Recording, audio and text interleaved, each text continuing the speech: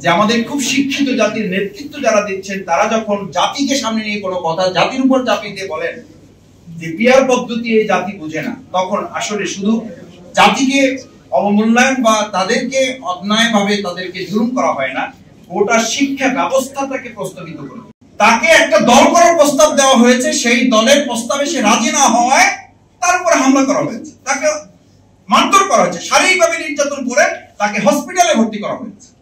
কেন সে ওই দল করবে না?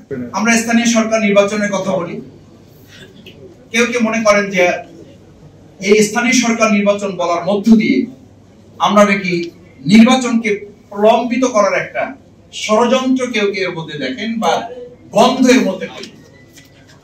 এই স্থানীয় সরকার নির্বাচন না চেয়ে আপনি যে আবার আমাদের সমস্ত নাগরিক সুবিধাগুলো বন্ধ করে রাখার এক বোকার স্বর্গে বাস করছেন, এ কারণে গোটা জনগণের একটা বড় অংশ বলছে প্রলম্বিত করার পরিবর্তে কেউ টেনে স্থানীয় নির্বাচনকে ত্বরান্বিত করার ষড়যন্ত্র করছে।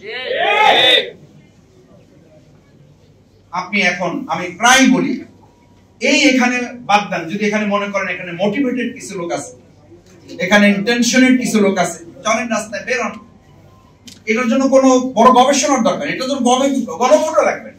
আপনি প্রেস ক্লাবের সামনে একটা জায়গা কোয়ারি করেন, আটকে দেন, 100 জন লোককে ধরেন, তাদেরকে জিজ্ঞেস করেন যে ভাই এখন কি নির্বাচন, বিচার, সংস্কার কোনটা দরকার?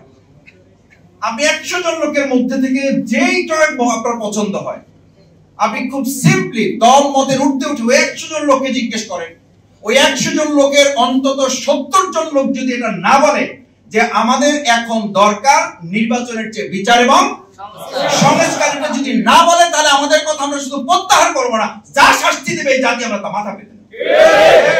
কারণ কি? এটার জন্য কারণ তো আছে ভাই, এটার জন্য তো কারণ আছে। সেই কারণগুলো হচ্ছে আমাদের শিক্ষিত জাতি, শিক্ষিত অঞ্চল, শিক্ষিত গোষ্ঠী, তারাই আমরা বক্তৃতা করছি আমার কথা না শুনলে টিউনো থাকতে পারবেন না, আমার কথা না শুনলে ওসি থাকতে পারবেন না, এলাকা ছাড়তে হবে, আমার কথা না শুনলে আপনি ডিসিগিরি করতে পারবেন না, আমার কথা না শুনলে আমার লোক না ছাড়লে থানা ভাঙচুর করে ফেলবে, আপনারা কিছু করতে পারবেন না, কিছু করা যাচ্ছে না। আমরা থানা রক্ষা করতে পারি না, সেই লোকরা হাজার হাজার কেন্দ্র আমরা রক্ষা করতে পারবো, এটা শফিকুল ইসলাম মাসুদ আমাকে কেন বিশ্বাস করতে হবে? আমি আমার এলাকার কথা মাঝে মধ্যে বলি, এলাকার কথা তো একটা টোকেন এলাকায়, সেই এলাকা তো এখন এই গতকালকেও তো আমাদের মিডিয়াতে আমি দেখলাম, আমি আমার খোঁজ নিয়েছি, আমার ভাইদেরকে আমি বলেছি, তাকে একটা দল করার প্রস্তাব দেওয়া হয়েছে, সেই দলের প্রস্তাবে সে রাজি না হওয়ায় তার উপরে হামলা করা হয়েছে, তাকে মারধর করা হয়েছে, শারীরিকভাবে নির্যাতন করে তাকে হসপিটালে ভর্তি করা হয়েছে। কেন সে ওই দল করবে না?